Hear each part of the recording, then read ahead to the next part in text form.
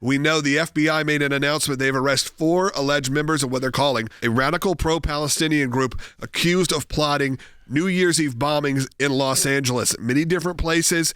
They're alleged planning coordinated bombing attacks again on New Year's Eve, targeting 5 separate locations across Los Angeles. Our hope here is that this is moving in a positive direction, though, that our FBI was on top of it, and we can move forward here with very clear and transparent organization. But, of course, that's going to put a little bit of caution to a lot of people here in the States. 4 alleged members of this radical pro-Palestinian group were arrested.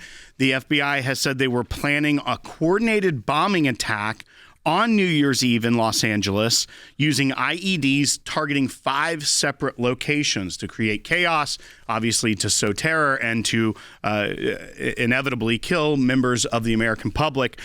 These 4 were arrested, as well as there was a 5th individual that they believe could be connected to the same radical group that was arrested in New Orleans that was allegedly planning a separate attack. So the FBI here, it appears, has thwarted 2 separate New Year's Eve attacks, and they tie it back to a radical pro-Palestinian extremist group. Obviously, Jordan, with the backdrop of what took place over the weekend, it's a breath of fresh air that this has been stopped. But we know that the battle for the ideas of freedom, of free speech, of freedom of religion are amping up in a way that really we haven't seen in quite some time. No, and that's because we had, again, a kind of targeted, focused effort on radical Islamic extremism around the world, and we were combating it around the world. That doesn't mean that the ideology goes away and that eventually the ideology turns into action and people take action. This is from the U.S. Attorney in California at that presser that just happened right before we came out on air. Here we go, bite 15. This investigation was initiated in part due to the September 2025 executive order signed by President Trump to root out left-wing domestic terror organizations in our country, such as Antifa and other radical groups like the Turtle Island Liberation Front. As the president made clear, recent attacks across the country have highlighted the grave threats posed by these far-left domestic terror groups. These threats are sophisticated, organized campaigns of targeted intimidation, radicalization, threats, and violence designed to silence opposing speech, limit political activity, and direct policy outcomes, and prevent the proper functioning of a democratic society. So, Jordan, what you hear there from the assistant U.S. attorney is that this left-wing group, the Turtle Island Liberation Front, but that is what we've seen over the past few years, is that pro-Palestinian, the left has found a common cause with radical Islam. So the same groups that are committing terror are doing it. Free Puerto Rico, free Hawaii, but they've now first on their list is Free Palestine. So, in fact, the whole name is based off an indigenous name of the United States, that they believe the American imperialism must be taken down. So from these arrests, I think what will be interesting to see is that these will not probably be the usual faces of what you think of as Islamic terrorism, because, as what Will said, you've seen the convergence. But let me call it out right now. What Tucker Carlson's saying, what Candace Owens is saying, what Nick Fuentes is saying is no different. Because the words, 90% of the people can listen to, and it's kind of provocative speech. But it only takes 1 or 2%. That's still a lot of potential people who are already deranged, who already have bad intents, to say, you know what, this is a cause I want to get behind. And whether that's shooting at those celebrating Hanukkah on the beach in Australia, or, again, a terrorist attack on New Year's Eve, not targeted Jews, targeted at what? Americans. Yep. Now, they may say Free Palestine is part of it, but as we always say, and this is why that defense of Israel is so important, and I think what Tucker Carlson misses completely, and again, used to understand this earlier in his career, so this is somehow, whether it's being paid for by or just for clicks, that's not really a good excuse at this point. He's made enough money, got enough clicks.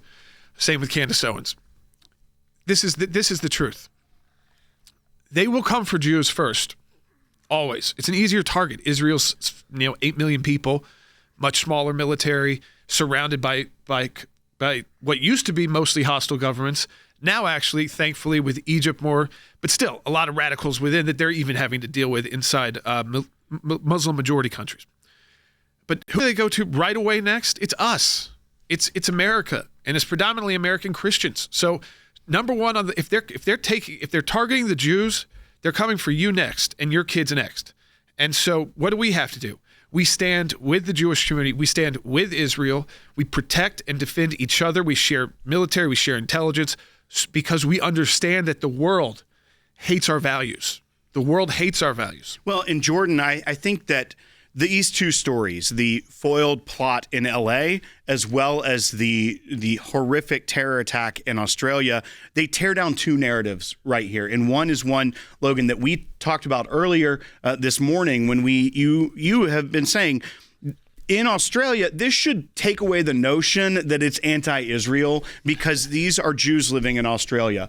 But at the same time, Israel as you can get. At the same time, I think it should tear down the narrative. By the way, we're welcome into countries like South Africa and Australia after and during the Nazis and the Holocaust, and they were welcomed in because those were countries that needed smart immigrants for their economies, and now they are turning on those that they welcome in during and after an atrocity, and they're turning on them, and they have been turning on them in the streets in protest, thinking that those protests would not turn into these violent acts. I don't know how many times we have to first see 300,000 white people take to the streets with pro-Palestinian flags, like morons, with Hamas flags, especially some of these communities that would be literally executed in the street because of their other beliefs.